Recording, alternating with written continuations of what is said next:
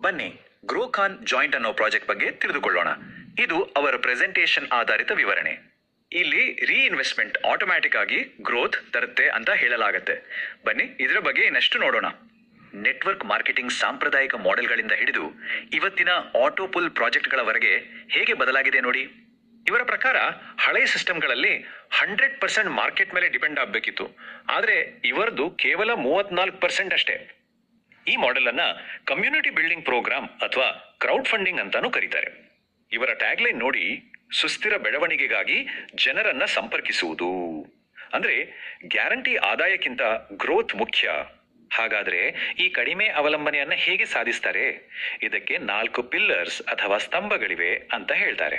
ಮೊದಲನೇ ಸ್ತಂಭ mathematics calculation. ಖಾಲಿ ಜಾಗ ತುಂಬಲು ಸಿಸ್ಟಮ್ ಆಟೋಮ್ಯಾಟಿಕ್ ಆಗಿ ಅಕೌಂಟ್ಸ್ ಪ್ಲೇಸ್ ಮಾಡುತ್ತೆ. ಎರಡನೇ ಪಿಲ್ಲರ್ ಆಟೋ ರೀಜನರೇಷನ್.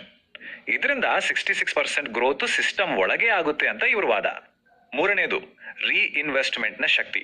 ಬರೋ ಹೆಚ್ಚಿನ ಹಣವನ್ನು ವಿತ್ಡ್ರಾ ಮಾಡೋಕೆ ಆಗಲ್ಲ, ಅದು ಸಿಸ್ಟಮ್ಗೆ ವಾಪಸ್ ಹೋಗುತ್ತೆ. ನಾಲ್ಕನೇ ಸ್ತಂಭ ಕಾಂಪೌಂಡಿಂಗ್.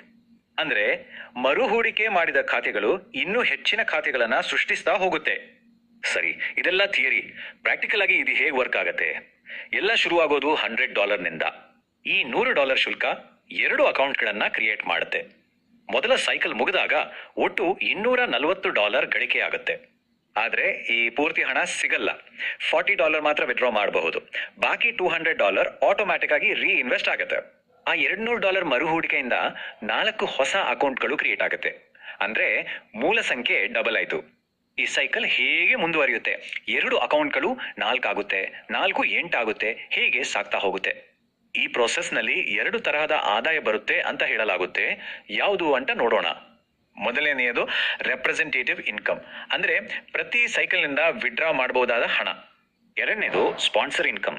ಬೇರೆಯವರನ್ನ ರೆಫರ್ ಮಾಡಿದ್ರೆ ತಕ್ಷಣ ಕಮಿಷನ್ ಸಿಗೋದ್ರಿಂದ ಇದು ಶುರುವಾಗುತ್ತೆ.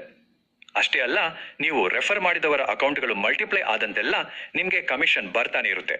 ಸೊ ಇವರ ಮುಖ್ಯ ಪಾಯಿಂಟ್ ಇದೆ, ಒಬ್ರನ್ನ ರೆಫರ್ ಮಾಡಿದ್ರೆ ಅದು ಸಾವಿರಾರು ಟೀಮ್ ಕಟ್ಟಿದಾಗೆ ಅಂತ.